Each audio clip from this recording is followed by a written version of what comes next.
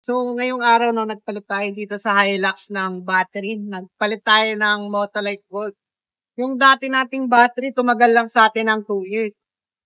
So, subukan natin itong Motolite.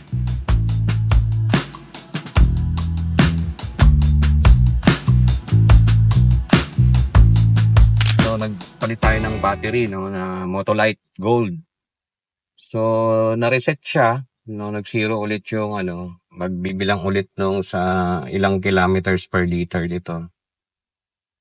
So, yun lang. Pati yung stereo, of course, din siya eh. Nawala din yung setting niya. Ulit tayo. Scan para dun sa ating channels ng stereo. Pati yung clock natin ano? Oo nga, mali. Ano, sa ba? 122. Hindi ko alam kung tama tong relo ko eh. So, nabago rin.